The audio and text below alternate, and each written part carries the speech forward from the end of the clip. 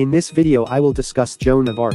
In addition, I will discuss the proof of her virginity that I overheard. Please watch until the end. The 100 Years' War and the crisis in France. The 100 Years' War was a major war that lasted a long time between England and France. The main reason this war began was because the two countries fought over each other's territories and thrones. For example, the war was triggered when the King of England claimed areas of France as his own and made a bid for the French crown. The 100 Years' War was a protracted war resulting from a power struggle between England and France, and its history was complex. At the time of the 100 Years' War, France was in great political and social turmoil. The prolonged war had caused instability within the country, and poverty and starvation were widespread. For example, the peasants were unable to grow crops, and the royalty and nobility were so busy with the war that they overlooked the suffering of the people.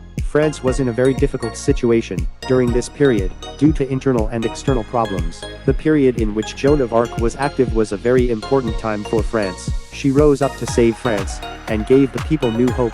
In particular, her success at the Battle of Orleans was a turning point in the war, when France overturned its inferiority in the war. Joan of Arc's success is a symbol of French hope and courage in difficult times, and her era is very important in French history. Mysterious prophecies and childhood. Joan of Arc grew up in an ordinary farm family. She was born into a peasant family and did not receive any special aristocratic education. She lived the life of an ordinary country girl. For example, she helped with the household chores and received her religious education at the local church. Joan of Arc's childhood was no different from the life of an ordinary farm family at that time. At the age of 13, Joan of Arc is said to have heard the voice of God. She believed this voice was from St. Michael, St. Catherine, and Saint Marguerite, and felt a mission to carry out God's will. For example, she received messages from these saints telling her to save France, which determined her path to battle. Joan of Arc's revelation of the voice of God had a profound impact on her life and on the history of France. Joan of Arc's claims were initially doubted by many in the society of the time. It was hard to believe that a young farm girl could hear the voice of God, and many people were skeptical of her story. For example, when she first approached the local nobility, they were hesitant to take her story seriously. When Joan of Arc first professed to have heard the voice of God, the reaction of society and the church was skeptical, and her story was not easily accepted. The Miracle Girl. The liberation of Orleans. The siege of Orleans was a pivotal battle during the 100 Years' War. It was a chance to turn the tide of France's inferiority complex against England. Orleans was a strategically important city, and defending it was key to the French counterattack. The siege of Orleans was a decisive battle for France to turn the tide of the war. Joan of Arc succeeded in liberating Orleans through outstanding strategy and leadership. She inspired the French army with her intuition and courage, and introduced new tactics. Jean led a swift attack that surprised the enemy and broke through the siege of Orleans. Joan of Arc's strategic brilliance and strong leadership were key to the liberation of Orleans.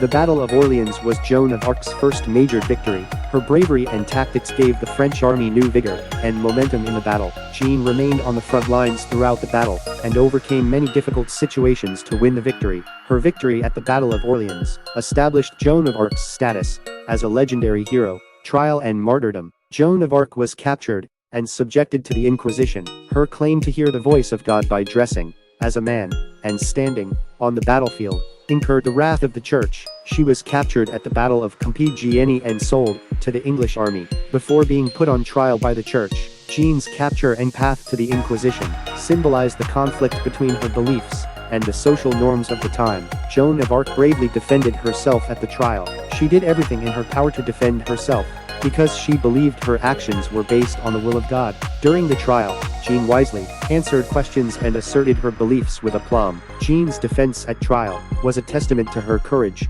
and the strength of her convictions. Joan of Arc was ultimately burned and martyred. She was found guilty of heresy and sentenced to fire, the harshest penalty under the law of the time. She was burned in the marketplace of Laon on May 30th, 1431, a death that shocked many. The martyrdom of Joan of Arc is a historical event that has had a profound impact on future generations, symbolizing her life and beliefs. The legend's impact on later life.